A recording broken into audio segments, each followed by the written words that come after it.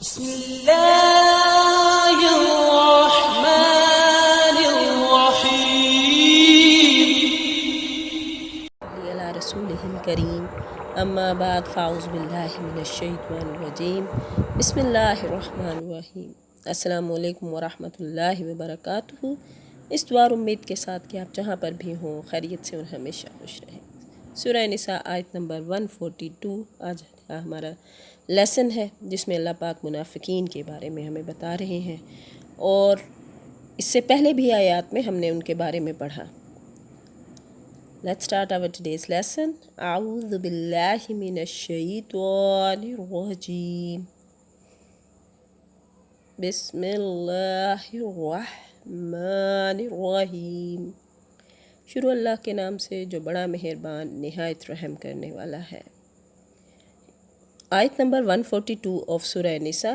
اس آیت میں اللہ پاک ہمیں منافقین کے بارے میں بتا رہے ہیں۔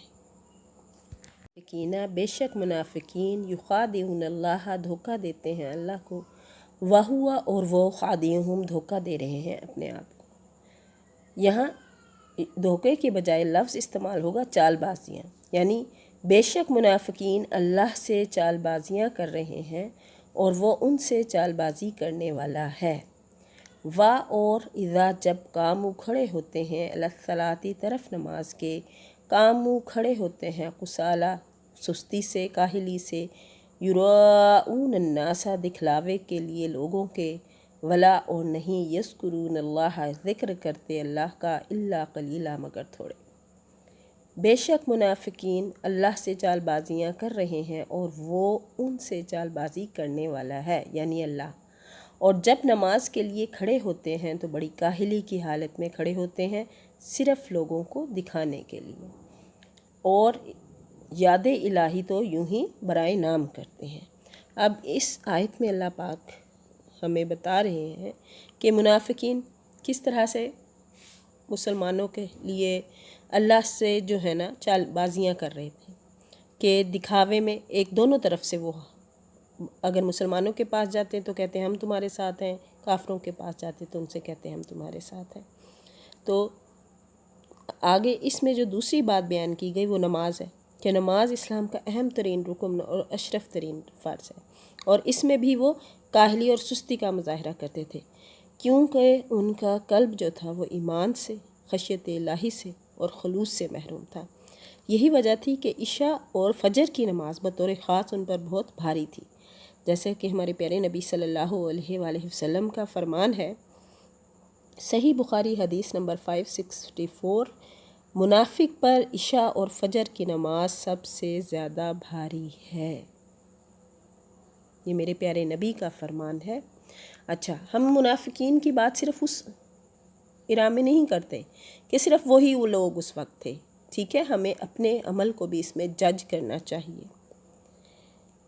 مذبذبین بین ذالک، وہ معلق ہیں، بین، درمیان، ذالک، اس کے، وہ درمیان میں ہی معلق ڈگمگا رہے ہیں، کیا کرتے؟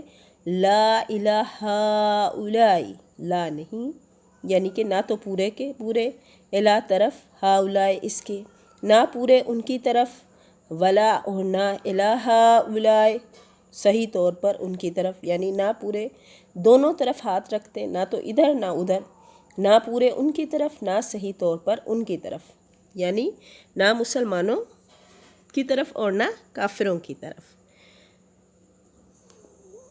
وَمَن يُضْلِلِ اللَّهُ، اور جسے گمراہ کرے اللہ، فَلَن تَجِدَ لَهُ، پس کو کیسے پالے گا وہ سبیلا، راستہ، اور جسے اللہ گمراہی میں ڈال دے تو اس کے لیے کوئی راہ نہ پائے گا۔ اب اس سے پہلی آیت میں ہم نے ایک تو یہ پڑھا تھا، بات کی تھی کہ وہ دکھاوے کے لیے نماز پڑھتے، ٹھیک ہے، اور ذکر کرتے تو برائے نام کرتے، یا نماز مختصر سی پڑھتے۔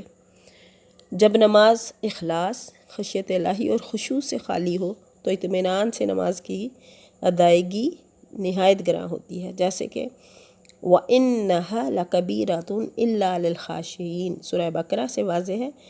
حدیث میں ہمارے پیارے نبی صلی اللہ علیہ وآلہ وسلم نے فرمایا، یہ منافق کی نماز ہے، یہ منافق کی نماز ہے، یہ منافق کی نماز ہے، کہ بیٹھا ہوا سورج کا انتظار کرتا رہتا ہے، یہاں تک کہ جب سورج شیطان کے دو سنگوں کے درمیان غروب کے قریب ہو جاتا ہے تو اٹھتا ہے اور 4 ٹھونگے مار لیتا ہے، یعنی کہ وقت پر نماز نہ پڑھنے کے بارے میں یہ حدیث ہے۔ صحیح مسلم حدیث نمبر 622۔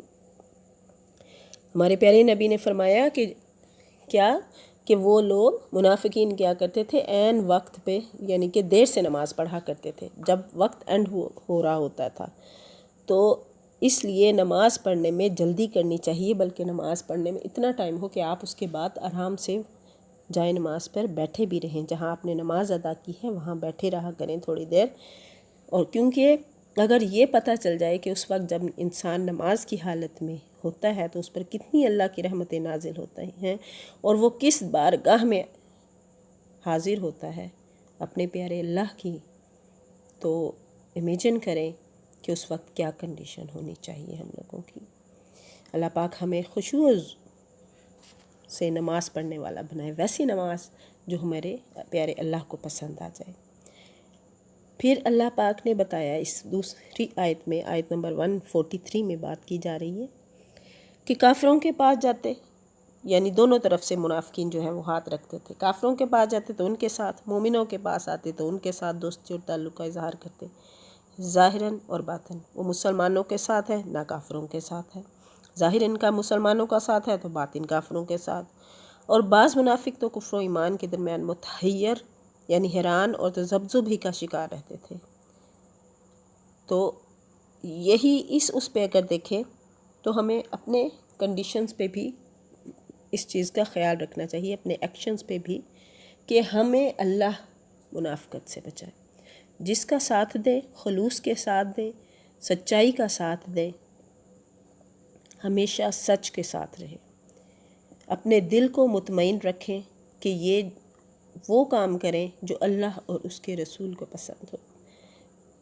یا ایھا الذین، اے وہ لوگو، آمنو جو ایمان لائے، اے ایمان والو، لا نہیں تتخذوا بناؤ کافرین، تتخذوا الکافرین، نہ بناؤ کافرین کو اولیاء دوست، مومنوں کو چھوڑ کر کافروں کو دوست نہ بناؤ، من سے دون المومنین، علاوہ مومنین کے، مومنوں کو چھوڑ کر کافروں کو دوست نہ بناؤ۔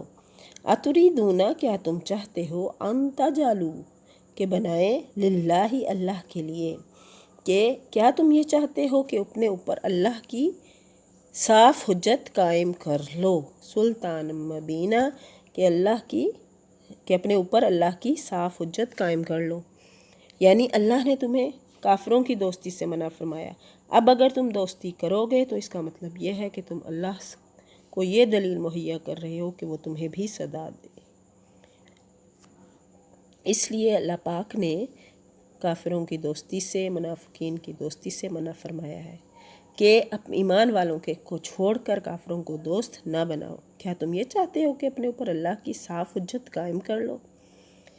اللہ پاک ہمیں عمل کرنے والا بنائے، پڑھنے میں بتانے میں غلطی کوتاہی کمی بیشی رہ گئی ہو تو اللہ پاک معاف فرمائے، ہمیں منافقت سے بچائیں، ہمیں دنیا اور آخرت کی سب مسلمانوں کو کامیابی عطا فرمائیں، جہاں بھی رہیں خوش رہیں، دعاؤں میں یاد رکھیے گا۔ وآخر دعوانا ان الحمدللہ رب العالمین، فی Aman Ullah, with best wishes and good luck۔